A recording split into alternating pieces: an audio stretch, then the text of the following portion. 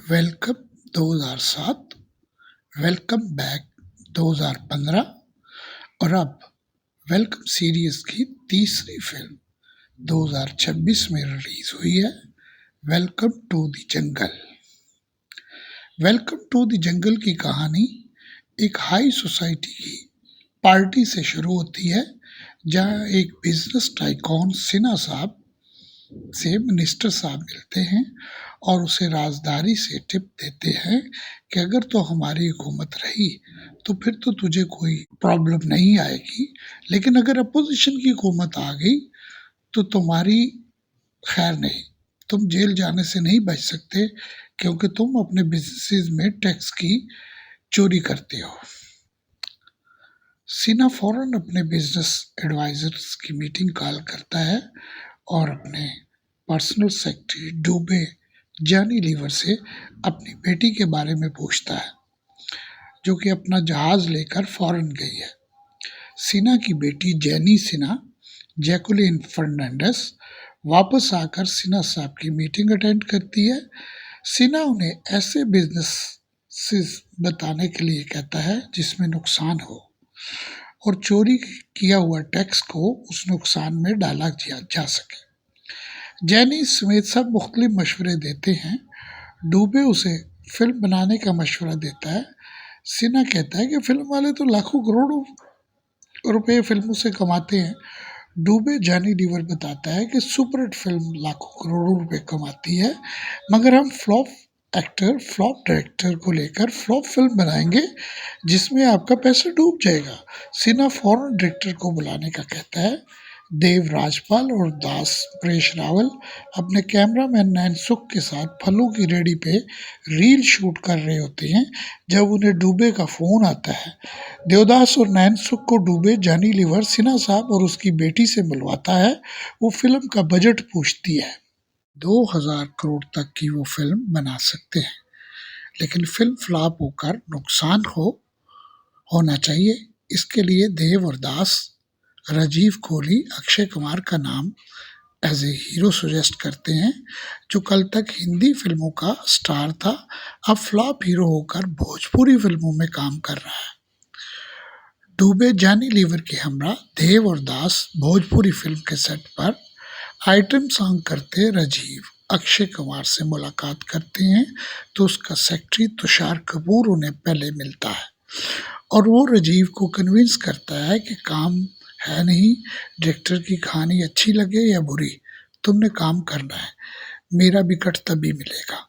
देव और दास की कहानी सुनता राजीव सो जाता है, जिसे तुषार कपूर कवर करता है कि हीरो डीप थिंकिंग ऐसे ही करता है। पैसों की बात पे तो तुषार बजट का पूछता है। अक्षय 50 की बात करता है।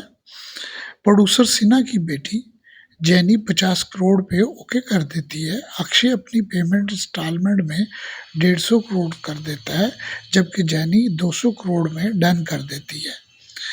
दास और देव हैप्पी हैं कि उनके दिन फिरने वाले हैं, मगर उन्हें डॉन, रोमियो, अरशद वारसी और वेदा अन्ना, सुनील शेट्टी का फोन आता है उधार वापस करने के लिए। याद रहे कि पिछली फिल्म में वेलकम बैक में ये दोनों रोल नाना पाटेकर और अनिल कपूर ने किए थे और इन्हें उनका भाई बनाकर अरशद वारसी और सुनील शेट्टी को उन्हीं रोलों में लिया गया है।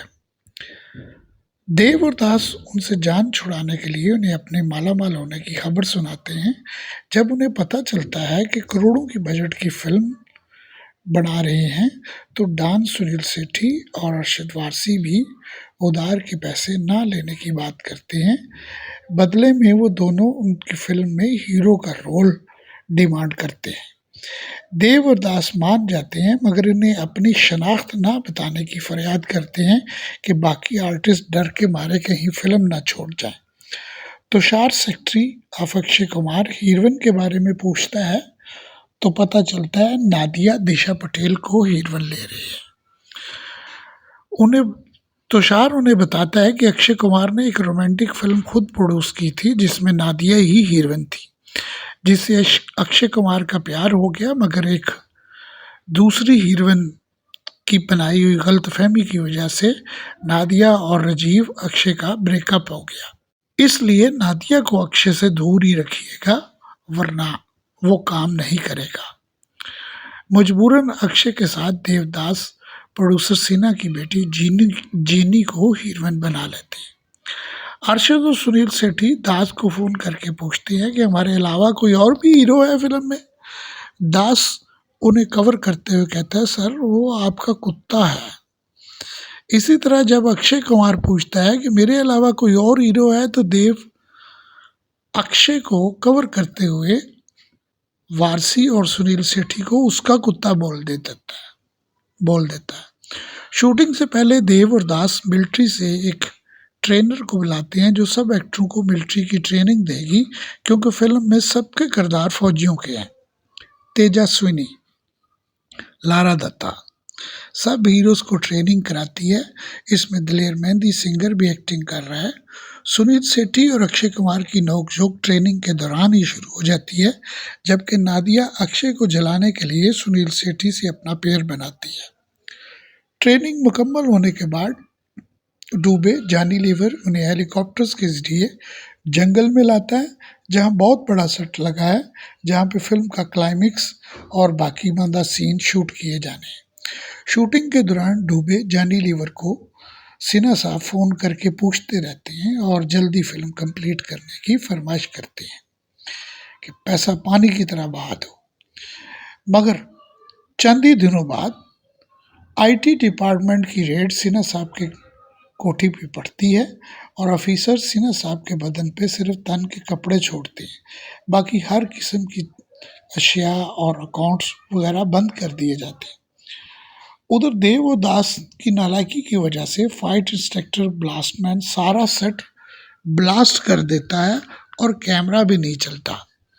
अभी यही झगड़ा कर रहे होते हैं कि सिन्हा साहब का डूबे को फ़ोन आता है कि वो बर्बाद हो गया है, अब ये फिल्म फ्लॉप नहीं हिट होनी चाहिए और मेरे पास पैसे भी नहीं हैं, बस बाकी काम एक दिन में मुकम्मल करके फिल्म ख़त्म करो।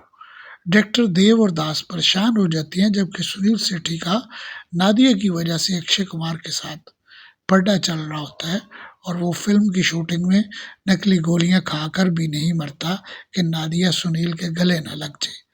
आखिरकार फाइट इंस्ट्रक्टर उन्हें एक गांव आज़ादगंज की लोकेशन फ्री ऑफ कास्ट कराता है कि उस सेट आपके सेट से मिलता जुलता उस गांव का स्ट्रक्चर है, मगर एक प्रॉब्लम है। मगर कोई उसकी प्रॉब्लम सुने बगैर फिल्म को ख़त्म करने के लिए ओरिजिनल गांव वालों को बतौर एक्स्ट्रा इस्तेमाल करने के लिए हेलीकॉप्टर्स में चल पड़ते हैं।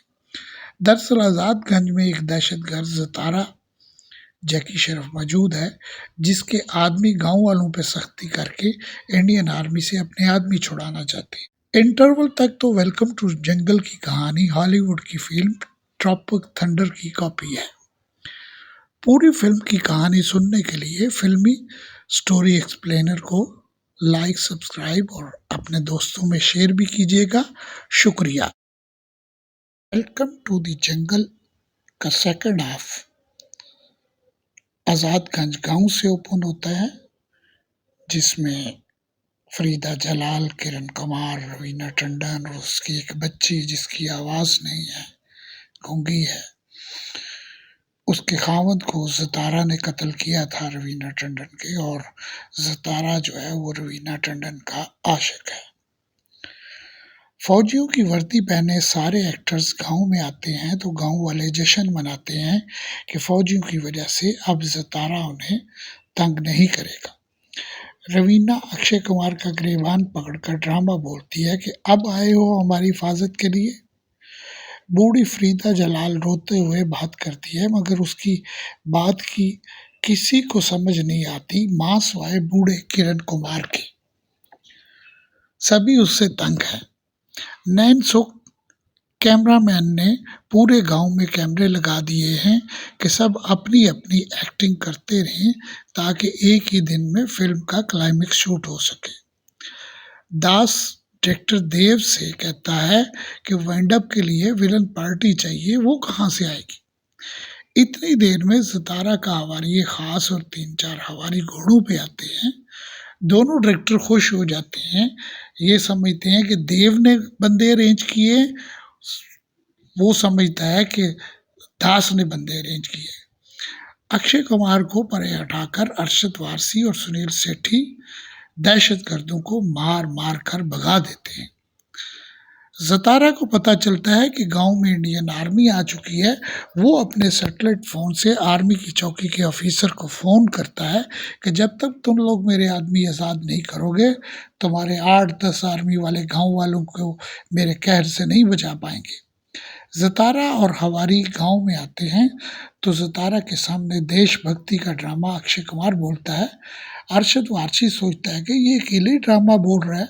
वो भी जैकी के सामने आकर ललकारता है तो जैकी की गोली उसके कंधे को छू कर निकल जाती है।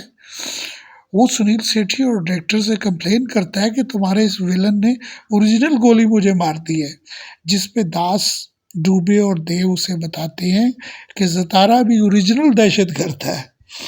दास अक्षय को भी वो बताते हैं तो अक्षय और डूबे, जानी लीवर रोते हुए कहते हैं कि हम कोई देशभक्त नहीं है, हम तो एक्टर हैं, भांड हैं, एक्टिंग करके रोजी रोटी कमाते हैं। आप इन गांव वालों को मारना चाहते हैं तो मार दो, हमारा इनसे कोई तल्लक नहीं। यहाँ पता चलता है कि सुनील सेठी और अरशद वारसी भी एक्टर नहीं, डॉन है। मगर जब अक्षय कुमार उन्हें लड़ने के लिए कहता है तो वो कहता है कि भाई हम तो धमकी दे के डराते हैं, ये तो अपना बिना कुछ कहे गोली चला देते हैं दहशतगर्द, हम इनसे नहीं लड़ सकते। तो अक्षय कुमार दलेर मेहंदी को कहता है कि आप भी तो फौजी बने हैं और आपका नाम भी दलेर है। वो कहता है नाम दलेर होने से कुछ नहीं होता, नाम दलेर तुम रख लो, मेरा सिर्फ नाम ही दलेर है, मैं सिंगर हूँ, एक्टर हूँ, मैं कोई दहशतगर्दों से लड़ने वाला नहीं हूँ। ज़तारा रवीना का आशिक है। वो 5 घंटे की मोहलत देता है कि उसके ठिकाने पे आ जाए, वरना सारा गांव मार दूंगा। फिल्म का सारा यूनिट हेलीकॉप्टरों में बैठकर वापस जाने लगता है तो सुनील सेठी ज़तारा से मुकाबले करने का मशवरा देता है, मगर अक्षय कुमार नहीं मानता। रवीना टंडन अपनी गूंगी बच्ची अक्षय के हवाले कर देती है कि उसे शहर ले जाए, हमने जो ज़िंदगी जीनी थी जी ली, ये बच्ची तो इस गांव में मरने की बजाय शहर में जी लेगी। बाकी सारा फिल्म यूनिट भी रुक जाता है। वेलकम टू जंगल का सेकंड हाफ भी हॉलीवुड की फिल्म 3 अमीगोस की कॉपी है। अक्षय कुमार की गैरत जागती है और वो भी अपना हेलीकॉप्टर वापस ले आता है और अपने फिल्म यूनिट और गांव वालों के साथ मिल जाता है, मगर इनके पास नकली असला है। गांव वाले बताते हैं कि नज़दीक ही ज़तारा का असला गोदाम है। सब एक्टर असला गोदाम से असला लूटते हैं तो वहाँ से 3-4 बूढ़े आर्मी वाले निकलते हैं, जिनमें से एक old Vishwajeet Kohli, double road Akshay Kumar भी है, जो 15 साल से लापता था। दोनों बाप बेटे मिलते हैं। ओल्ड अक्षय की ज़बान ज़तारा ने काट दी थी, इसलिए वो तोतली ज़बान बोलता है। वो इंडियन आर्मी से हेल्प मांगते हैं, वो उन्हें गांव वालों को बॉर्डर तक लाने का कहते हैं। आखिर में ज़तारा और हवारी कहर बनकर टूटते हैं। सब एक्टर्स और यूनिट ओरिजिनल असला से उन्हें मारते हैं। आखिर में ओल्ड अक्षय कुमार रवीना टंडन की बच्ची बचाने के लिए ज़तारा से टकरा जाता है और ब्लास्ट में सब खत्म हो जाता है। बॉर्डर पे बनी आर्मी चौकी में सब अक्षय कुमार के बाप का अफसोस कर रहे होते हैं तो ओल्ड अक्षय भी बच्ची को लेकर आ जाता है, जबकि गूंगी बच्ची चीख चीख कर बोलने लग पड़ी होती है। राजीव, अक्षय कुमार हीरो और ओल्ड आदमी मैन तोतला अक्षय दोनों बाप बेटा मिलते हैं। बच्ची रवीना से मिलती है। सब एक्टर्स खुश हैं और यूँ film welcome to the jungle की कहानी इख्तिताम पजीर होती है। फिल्मी स्टोरी एक्सप्लेनर को लाइक सब्सक्राइब करने के साथ अपने दोस्तों में शेयर भी कीजिएगा और कमेंट में ज़रूर बताइएगा कि आप किस फिल्म की कहानी सुनना चाहते हैं। हम आपके लिए ज़रूर उसकी एक्सप्लेनेशन करेंगे। वीडियो देखने का बहुत बहुत शुक्रिया।